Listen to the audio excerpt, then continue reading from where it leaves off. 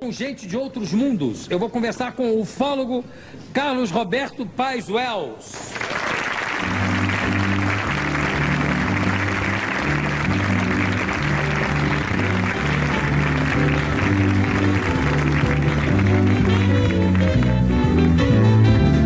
Ô, Carlos Roberto, eu fiquei sabendo que você inclusive visita vários planetas. Já tive experiências em que essa oportunidade aconteceu. Como é que são feitas essas viagens? Você começou a ser ufólogo depois que teve algum contato com seres de outros planetas ou foi ao contrário? Não. As experiências de viagem aconteceram posteriormente a experiências de contato que aconteceram no Peru. Sou peruano, nascido em Lima. Você é peruano? Sou peruano, já há 18 anos aqui no Brasil. E em 74, meu pai, meu pai já em 55 fundou uma entidade de investigação do fenômeno aqui na América Latina. Um pioneiro praticamente no campo. No Peru tem muito, aparece muito, né? Bastante. Inclusive a famosa Shirley MacLaine, né, que inclusive escreveu vários livros, tem toda uma atividade hoje exatamente espiritualizada. Ela se iniciou basicamente nesse assunto através de uma experiência que ela teve no Peru alguns anos atrás. Então a minha terra, na verdade, é um local de muitas atividades ufológicas, de contatos. Machu Picchu... Machu Picchu é uma região muito bonita, bacana, inclusive, hoje, ponto, inclusive, de muita gente que espiritualizada procura lá algum tipo de revelação. Machu Picchu. Isso por causa das civilizações incas? As civilizações incas, na sua mitologia, tem muitas lendas, mitos que falam a respeito de visitas de entidades. Deuses, criaturas que em algum determinado momento chegaram para ajudar vinda do sol, dos céus, com roupa ou com, digamos... Com trajes diferentes. Mas conta então como é que foi o seu primeiro contato? Como nós nos criamos num ambiente onde falar de voadores era normal, a gente tinha muita amizade com gente de outros países que também pesquisava. Com gente de outros países? Países, ainda nesse planeta Terra. E decidimos imitar uma experiência que foi realizada na Colômbia. Meu irmão, eu e um grupo de garotos, todos filhos de pessoas que participavam do Instituto do meu pai. E decidimos ver se era possível contatar mentalmente com uma entidade que se dizia extraterrestre. Se era possível isso. Fizemos uma experiência, uma suposta entidade se manifestou dizendo ser extraterrestre. A gente não acreditou muito e pedimos que desse uma prova. Aí marcou uma data, uma distância de uns 60 quilômetros da cidade de Lima, no meio do deserto. Vamos para ver, fomos. E na hora indicada, na hora realmente apontada por essa entidade, um objeto apareceu e se aproximou de nós a uma distância de quase uns 80 metros. Que tipo de objeto era? Era um objeto discoidal, mais ou menos de uns 30 metros de diâmetro. Eram 2 pratos colados pela boca, a parte central segmentada, e tinha umas escotilhas, uma meia dúzia de escotilhas, que pareciam obviamente janelas. Vimos umas sombras, inclusive. Isso foi visto à luz do dia ou era... Não, era de noite, era umas 21 horas mais ou menos. O objeto ficou lá parado, nós estávamos apavorados, era um grupo de moleques, eu tinha na época 18 anos, e falei, bom, vamos nos levar embora, o que vai acontecer aqui? Veio uma mensagem através de um dos garotos, meus companheiros, e dizendo que não iam pousar, não iam se manifestar, porque nós estávamos preparados para isso, mas tinham vindo para demonstrar que o contato era real. Agora, tudo indica, pelo que eles tenham informado, de que há todo um grupo de entidades que estão voltadas a esse tipo de pesquisa com relação ao planeta Terra. Você está na full time aqui. Me explica uma coisa, Carlos Roberto. Você disse o primeiro contato através de uma entidade que disse que era de outro planeta. Perfeito. Mas como de outra entidade? Vocês estavam fazendo uma espécie de sessão espírita? Mais ou menos. Fizemos um trabalho, digamos, de contato telepático, que se dizia psicográfico, através de uma escritura automática, tentar receber a influência de uma entidade, obviamente alienígena, diferente da gente. Então, não havia certeza de que o contato fosse real. Mas a pessoa, o rapaz que estava com... Que idade tinha? Você tinha 18, o outro tinha 18, 17. 17. Isso. Teve alguma alteração na voz, na hora que ele falou? Não. Foi psicográfico, você foi escrever, não houve verbalização. Qual é esse livro que está aqui contigo? Eu trouxe para você um livro que eu lancei o ano passado aqui no Brasil, que narra toda a experiência nossa. A nossa experiência, na verdade, é bastante famosa no mundo todo. Os Semeadores de Vida. Isto. Por que esse título, Os Semeadores de Vida? Porque eu tentando, de uma certa forma, esclarecer a respeito dos objetivos e intenções desses seres com relação ao ser humano. Há muita informação a respeito de abduções, você tem vários filmes hoje, inclusive no mercado, falando sobre essas experiências abdutivas. a Globo... Experiência abdutiva, você diz o quê? Ou seja, de pessoas que foram raptadas por seres extraterrestres, foram levadas ao interior do objeto e lá submetidas a uma série de experiências. Você fala também de experiências de gravidez via extraterrestre, você fala de E experiências como com é que é feita animais. essa gravidez por via extraterrestre? É que nem aqui, é o mesmo sistema nosso? Olha, o resto é igualzinho a nós? É só, perfeito, são literalmente idênticos a só gente. difere no tamanho? Tamanho, rasgos faciais, a configuração física, eles são realmente mais parecidos entre si do que nós somos muito diferentes um dos outros, né? Mas isso não é uma impressão que a gente tem, como a gente tem, por exemplo, de achar que todos os cavalos são parecidos? Porque japonês um enxerga Todo do outro. japonês é parecido, isso não é uma coisa nossa? Não, segundo eles, essa semelhança se dá em relação direta à sua tecnologia genética. Como? Essa semelhança física se dá muito em relação direta à tecnologia genética que eles possuem hoje. Ou seja, que eles conseguem trabalhar o embrião. O embrião geneticamente. Isso. Mas fala dos teus contatos, que eu perguntei e depois te interrompi. Sem problema. Porque eu falei, não, como é que é o contato físico e tal, a gravidez, etc. Eu disse, não, deixa eu falar dos meus contatos. Então Sem fala problema. dos teus contatos. Quando houve essa primeira experiência, lógico, um grupo de garotos voltou para Lima contar para meu pai, que era pesquisador, né? Ninguém acreditou na gente. E nós ficamos frustrados, porque meu pai é um pesquisador, não os filhos dele, não acreditar na gente, era frustrante, né? Aí pedimos para que essas entidades dessem uma nova prova, da qual meu pai e outras pessoas pudessem participar. Adultos que pudessem avalizar realmente a experiência. Eles aceitaram, marcaram uma nova experiência, levamos meu pai e mais 40 adultos, todos os pais, inclusive, das pessoas, dos garotos do grupo. E apareceram novamente. Apareceram, dessa vez não tão perto, apareceram 6 objetos, na hora indicada, fazendo 6 objetos.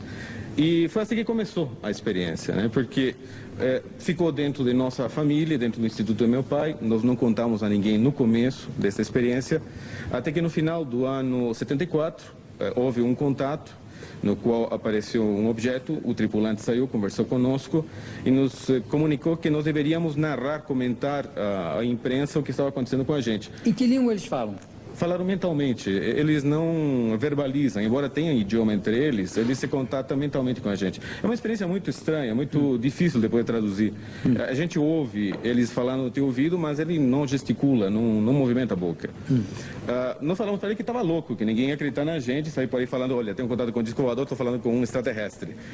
Lógico que todo mundo ia levar na gozação. Mas falaram que não nos preocupássemos, que na hora necessária eles nos dariam qualquer apoio.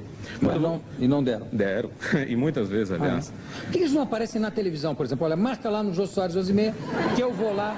Olha... Não é isso que eles não querem mostrar que realmente estão aí, que existem e tal? Por que eles não vêm aqui, por exemplo? Justamente depois dessa...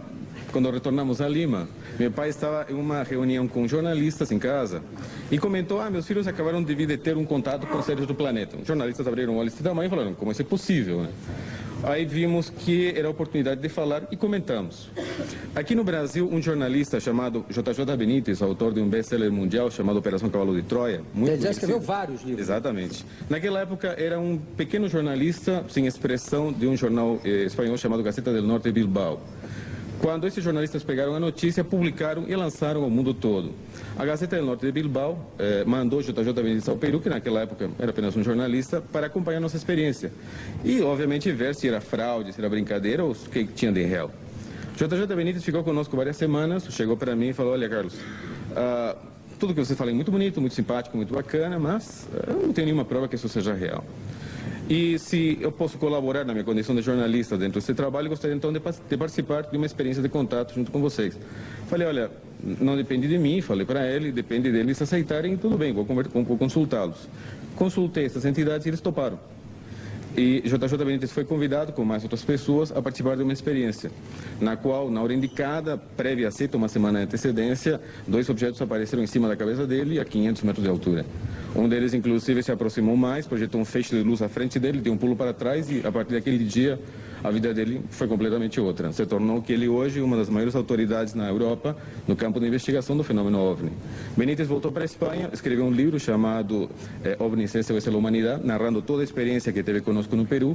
Retornou em 75 com outro jornalista chamado Fernando Mujica, também da Gaceta del Norte. Participaram de uma nova experiência de contato e escreveu um segundo livro, que foram os 2 primeiros livros dele, chamado 100 mil quilômetros para os OVNIs. Mas na Respondendo a tua pergunta, em 89 e em 92, nós convidamos jornalistas de vários países, inclusive canais de televisão, a encontros programados conosco. Isso aconteceu em 89 no Peru e em 92 aconteceu no Chile. Mas, por exemplo, se você continua em contato com eles, Perfeito. você não pode marcar uma entrevista com um deles? Por que eles não vêm, por exemplo, dar uma entrevista? Como eles já responderam antes, são eles que dizem quando e como, não somos nós que vamos determinar isso. Em 89 convidamos 5 canais de televisão, 2 de Miami, outro de Argentina, no Peru inclusive 2 emissoras. Apareceram na hora indicada frente a mais de 50 jornalistas de vários países. Em 92, Saiu apareceu na televisão eles? Infelizmente o objeto não se aproximou tanto e obviamente sendo uma filmagem noturna, apareceu só realmente um ponto de luz se deslocando. Muito Outra forte. coisa, por que eles só aparecem de noite? Aí no Não, aí nesse caso. já Tem apareceram vários de dia. casos deles aparecerem de dia. Já, também. Como é que você faz as viagens para esses outros planetas? Com o teu corpinho mesmo, Carlos Alberto? Físico. Entra o que? No disco? Não. Eles utilizam outro sistema de viagem interplanetário, diferente de utilizar o objeto, o disco voador, para se deslocar. Uma das coisas que eles explicam, simples e clara, é de que mesmo você desenvolvendo velocidades muito rápidas no universo, você não pode vencer a relatividade de tempo existente entre 2 pontos. É isso que justamente Einstein já colocou com relação à própria relatividade do tempo. Sim, mas, por exemplo, vamos até Júpiter. Perfeito. Você desmaterializa aqui e materializa em Júpiter. Correto. É isso? É isso. E a atmosfera, a temperatura, tudo isso, como é que fica? É bem claro que você vai se preparar previamente para saber qual é o ponto de saída. Você não vai sair para qualquer lugar onde as condições ambientais não são adequadas a você. Então, obviamente, Então, por exemplo, se você vai para um planeta que não tem atmosfera, você tem que ir com um tubo de oxigênio. Habilitado, perfeitamente, claro. Ah, é? Perfeito. Onde é que você já... E você já foi com essa roupa toda para algum lugar, não? Onde é que você já teve? É um planeta que eles dizem ser em Alfa Centauro, a 4,5 anos-luz de distância. Ah, foi lá que você teve? Sim. Em Júpiter você não teve? Não, Júpiter, graças a Deus, não. Não. É um planeta que tem a mesma estrutura que a Ambiental, Terra tem? perfeito. A mesma estrutura ambiental da Terra? Perfeito. E tem habitantes? Tem. E tem cidades? Tem. Como é que são as cidades lá desse... Olha, uma arquitetura maravilhosa, fantástica, uma população enxuta, uma cidade extremamente pequena, a gente que não tem problemas de miséria dobrando uma esquina, não tem trombadão a qualquer canto. Tem eleições? De uma certa forma teriam. De uma certa forma teriam eleições democráticas. Tem obviamente. dinheiro? Não. As atividades hierárquicas não têm os benefícios que realmente nós temos aqui. Só assumem dores de cabeça, isto é, compromissos. Quem? A pessoa que assume um cargo, digamos, de autoridade. De governante. Mas se não tem dinheiro, não precisa ter nada disso. Quer dizer, não existe a cobiça, por exemplo. Não existe. Não existe. Não há necessidade disso. Porque todo mundo tem uma estrutura em que ela trabalha para satisfazer as demandas, as necessidades de todos os habitantes. Como é que eles se vestem? Naturalmente, ou seja, é um tipo de roupa que podemos falar dos astronautas, né, que é típica. Para andar na cidade, na rua? Tem a roupa de rua, como é que é a roupa de rua? Normalmente utilizam uma vestimenta que lembra muito a roupa romana, embora também utilizem muito macacões para atividades, digamos, de labor, de trabalho. Tem automóvel lá? Não. Como é que as pessoas se transportam assim, teletransportadas? As cidades são pequenas, como eu te falo. Ou seja, Mas as pessoas andam a pé, tem trânsito? Anda a pé. Ou seja, os locais são extremamente próximos entre si. Não tem automóvel, tem transporte coletivo? Existe um tipo que nós podemos chamar de trens, que realmente fazem certos transportes. E você quando foi lá, você usou a roupa deles ou você estava Não, estava com a minha, perfeito. Como é que era? Assim, estava assim? Vestido, normal. E as pessoas estranhavam na rua? Olha, um da Terra, não. O olhar deles era estranho, né? Eu me sentia, com seres de quase 2 metros e pouco de altura, eu me sentia um nanico frente a todos eles. É uma experiência estranha.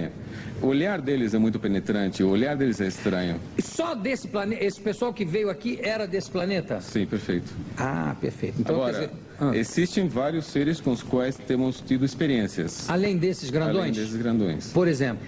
Seres já um pouco mais parecidos conosco, inclusive de estatura mais baixa, cabelo loiro, alguns inclusive de cabelo escuro, também de formas físicas muito semelhantes à nossa. E tem alguns morando na Terra, não, né? Segundo eles, sim. Um deles? Alguns deles. Alguns deles. Nós, em sim. que país eles moram? Eles não deram as coordenadas exatas, mas ligação. E casam aqui com Não terráqueas? Não pode misturar. Geneticamente não dá para misturar. Talvez sim daria, mas... Qual é a origem da... Eles falam, você fala aqui, os semeadores de vida. Eles falam qual é a origem da Terra, qual é a origem da vida no universo? Fala, no universo como um todo tem suas teorias. Agora, eles, com relação à origem do nosso planeta, têm realmente uma teoria extremamente interessante. Mas, é diferente da nossa? Quer dizer, que a Terra Bastante, né? que a vida se origina na própria Terra, do desenvolvimento de uma célula que vai desenvolvendo? Eles dizem que eles é que trouxeram para cá a vida, não? Não, a exobiologia explica que a vida, na verdade, no universo, ela se teletransporta. Ele se transporta através de corpos celestes. Meteoros, digamos, levam de mundo para mundo material carbono, material realmente que vai gerar a vida em um planeta. Agora, a vida inteligente em nosso mundo, de uma certa forma, está em relação direta a eles sim. Segundo afirma, a forma física deles com relação à nossa não é casual, não é gratuita. Nós seríamos, teoricamente, descendentes de antigas colônias que existiram nesse planeta, destes mundos que hoje nos visitam. O Deus para eles... A visão de Deus. É um conceito muito bonito, viu? É bem diferente do nosso, porque aqui o nosso conceito de Deus é regional. Cada cultura, cada grupo humano possui uma visão particular. Eles têm uma visão extremamente abrangente, muito holística, eu diria, bem universalista a respeito de Deus. Eles o sentem ou concebem como sendo uma força, um poder criador. Você quando foi para lá, como é o nome desse planeta lá? Apu. Apu. É um nome que foi combinado, é um convencionalizado. Porque Apu é uma palavra quechua, que significa... Quechua? O que é quechua? Quechua é um dialeto peruano indígena. Porque esses seres são muito conhecidos entre... Eles falam esse dialeto? Não. Eles não têm um outro nome deles lá? Impossível de pronunciar. Muito difícil de pronunciar. Apesar deles terem a boca, a língua, tudo é muito difícil de pronunciar, é difícil, é muito complicado. Os nomes que eles dão para certos locais... Quer dizer, eles pegaram um nome de um dialeto... Nós pegamos. Nós aqui... que chamam de Apu. Exatamente. Você viu eles conversando entre eles lá? Sim, uma vez apenas. E não dá para entender nada? E é rápido? É rápido. Eles falam com a mão também, não? Em alguns casos. Tem cinema lá? Algo parecido. Tem televisão, teatro, tem manifestações artísticas, tem quadros? Tem. Eu perguntei televisão, teatro, você fez assim... É que é complicado, porque eles não têm produções próprias. Eles aproveitam o que outros mundos fazem e eles assistem. Eu confesso a você que eu sou um pouco cético em relação... Eu não duvido da tua experiência, quer dizer, eu acredito, não acho que você seja um mentiroso, pelo amor de Deus. O que eu digo é o seguinte, que eu acho uma coisa tão fascinante louca. Existir. Eu acho que existe vida em outros planetas, porque eu acho que o universo é uma coisa tão gigantesca e existem milhões de planetas com as mesmas características do que a Terra, isso já está provado cientificamente, que me parece normal que nesses planetas exista vida igual ou semelhante à nossa. Agora, eu gostaria tanto de ver um disco voador, não precisava ser desses grandes, não, um pequenininho mesmo. E eu nunca consegui ver nada, nenhum. Não consegui ver. Você vê assim, né? De penca. Porque eu acho que deve ser uma sensação extraordinária de você ver essa porta, assim, esse caminho para o universo, né? É uma experiência extraordinária, realmente. É muito louca. De você ver uma pessoa se abrir um campo de luz, atravessar e de repente desapareceu. É louco. Bom, eu conversei aqui com o Carlos Roberto Paes Wells, que é peruano, mas que mora no Brasil há 18 anos. Há 18 anos, e que escreveu esse livro aqui, Os Semeadores de Vida. Carlos Roberto, muito obrigado pela tua presença, daqui a pouco a gente volta. Para os integrantes inscritos, vocês que acabaram de ver esta entrevista com o Carlos Roberto Paes Wells, que tal participar dessa aventura conosco? Esta é a versão encadernada do livro Semeadores de Vida, a mesma que aparece ele presenteando o Jô Soares, mas também estaremos disponibilizando aí para vocês o livro em PDF gratuitamente para leitura. Também estará sendo disponibilizado àqueles que quiserem fazer parte do nosso projeto, que já é um projeto a nível mundial. Temos inclusive integrantes na Rússia e outros países, como Canadá, Chile, Bolívia. Caso vocês queiram participar dos grupos, basta mandar uma mensagem para o celular, que estaremos deixando também anexo, para ser passado maiores detalhes sobre a abertura de grupos novos mesmo que você esteja em outros estados do Brasil ou até mesmo outros países. Com a tecnologia atual, nós conseguimos fazer reuniões online, mandar material e, eventualmente, existem os encontros. 2 vezes por ano, temos o encontro mundial dos nossos colaboradores e integrantes. O projeto não tem nenhuma ligação religiosa, nenhuma conotação religiosa, nem interesse financeiro, nada disso. É apenas mesmo para a evolução do ser humano, baseado em ensinamentos dos seres extraterrestres que nos dão apoio, com os contatos, com as aparições que o Charlie falou na entrevista. E então, vamos embarcar nessa aventura?